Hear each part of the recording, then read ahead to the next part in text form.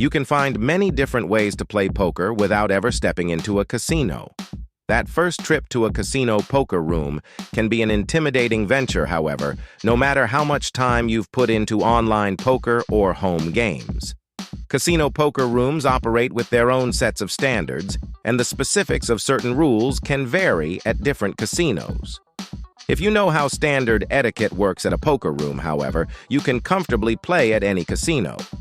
If you're pondering how to play poker in a casino, read on.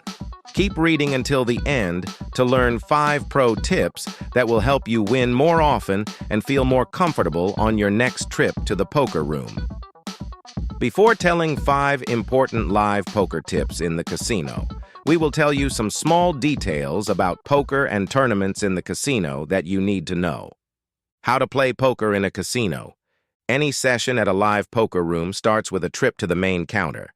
This is where you'll either register for your tournament of choice or get your name on the list for a cash game. If you're playing in a tournament, you'll pay the tournament entry fee and receive a ticket. The ticket displays your table number and seat, and you just have to make sure you're at that table and seat when the tournament begins. For cash games, most poker rooms will offer a few different games to choose from. Most cash games run as no-limit Texas Hold'em games at various stakes. Many poker rooms offer pot limit Omaha and other poker variants as well. To get into a game, simply tell the front counter staff which game you want to play. If a seat is available, you'll immediately be able to start playing. If there isn't an open seat right away, you'll be put on the wait list. When your seat becomes available, the staff will call your name, and you'll be directed to your table. Many poker rooms allow you to call in ahead of time and reserve a spot on the wait list. Calling in holds your spot in the queue until you arrive. After calling in, you generally have 1-2 hours to show up and check in at the poker room. What is casino poker room etiquette? A few things to note about general etiquette at a casino poker room. Don't act out of turn. This is often one of the toughest things to get used to if you've never played live poker. Pay attention to whose turn it is at all times. How to bet. You can either verbally declare a dollar amount you wish to bet or raise, or simply put the chips in the pot. Many casino poker tables have a betting line around the outside of the pot, so be sure to place all chips you want to wager over the betting line. The one-chip rule. If you put a single chip of any denomination in the pot without verbally declaring raise or a specific bet amount, that counts as a call.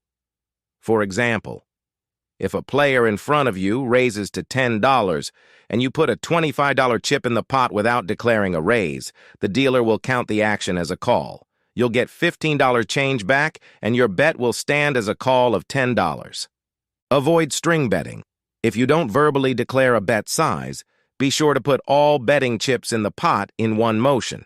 For example, you can't push $25 into the pot, then grab another $25 and put that in the pot in a second motion. Don't discuss hands at the table. Whether you're in a hand or not, it's best not to discuss a live hand while it's still playing out. Before watching the 5 important tips about playing poker in the casino, don't forget to subscribe to us and see poker game strategies to win more. 5 pro tips for live poker. The average live poker game is softer than its online counterpart. The barrier for entry is much lower, and many recreational players overvalue their home game experience.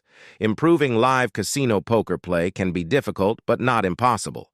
Take a look at these 5 tips and learn how to play poker in a casino better. For some players, online is the only form of poker they have ever known.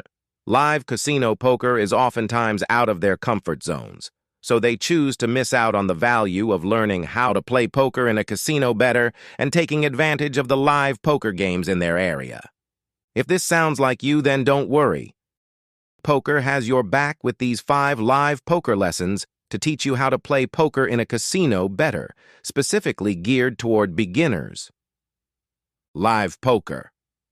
Tip 1, night versus day, weekday versus weekend. First things first, at what time do you start playing? Most live games run until very late at night, even 24/7 in some areas like Las Vegas. Just imagine dealers and recreational players shifting in and out while the same 2 or 3 live poker pros stay seated, printing money between bathroom breaks. Most live poker pros agree that the best time of day for live casino poker is at night, largely due to the average age of the recreational players. The night attracts younger players who can be a lot more willing to gamble. After all, for them, this casino trip is a casual, fun night out. If you're lucky, they will have just seen Rounders or a rerun of high-stakes poker where Tom Dwan does one of his fancy, inadvisable bluffs. Alcohol. The cause and the solution to all of life's problems can be great for you, as long as it's your opponent's glass. At night, you will find more recreational players willing to do a few shots before shoveling chips into the pot. Gambling atmosphere. Recreational players who play live poker at night don't just do it for the love of the game. They want to tell their coworkers a story in the morning. If you're smart, you can give them both the story they want and charge accordingly. While weekends are naturally the best time for live poker games, there is something to be said about late-night weekday poker.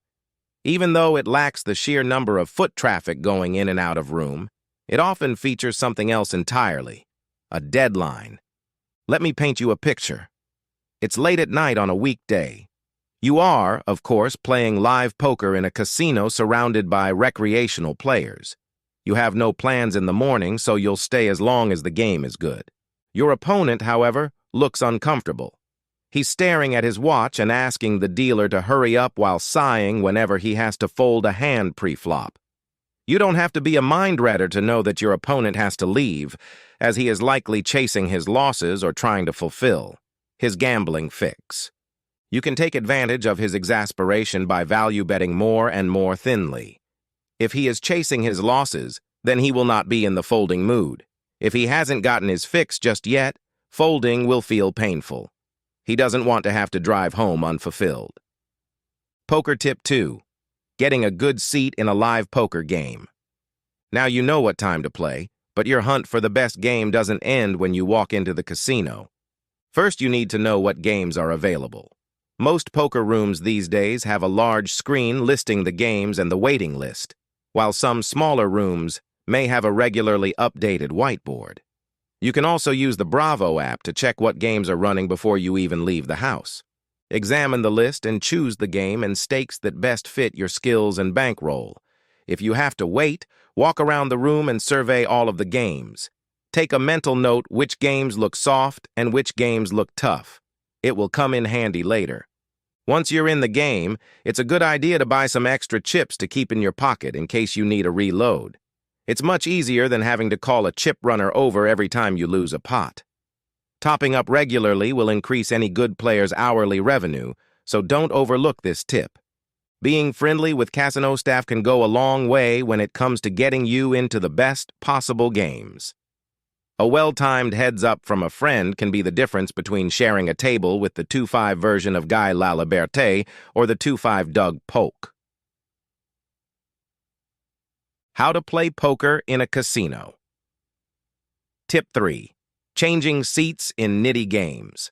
Changing seats and switching games is something you will have to do almost every session if you want to maximize your profit. If you aren't playing poker room musical chairs at least once per session, you probably aren't changing seats enough.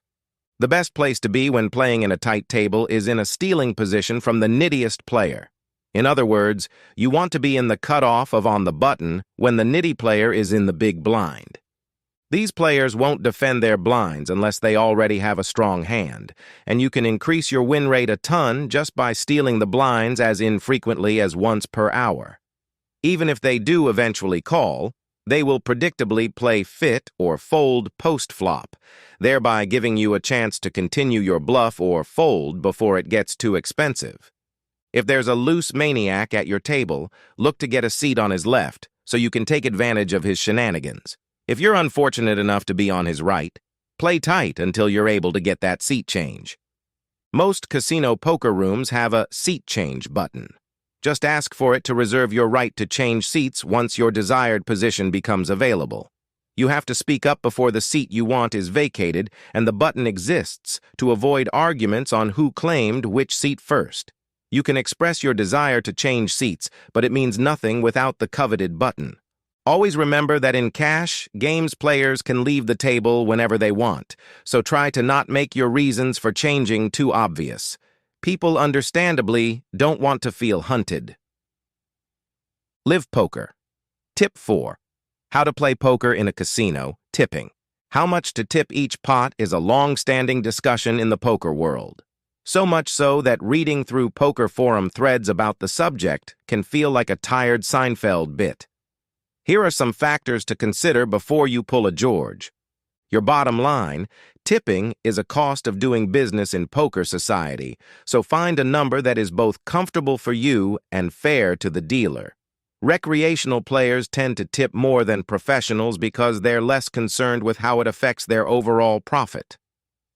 The law of the land. Most people in the service industry, be it waiters, chip runners, or dealers, make most of their money from tips. They usually get a minimum wage on top, but depending on your state, tipping minimum wage may be lower than what others make. With this in mind, be considerate and remember that these people need to eat and pay rent if they are to be good at their job. Your reputation. As mentioned above, it pays to have friends in the poker world, and the best way to get on a casino staff's good side is to be a good tipper. Obviously, being a good tipper won't give you better cards or any kind of unfair advantage in the game, but it can give you some great perks less generous players rarely see.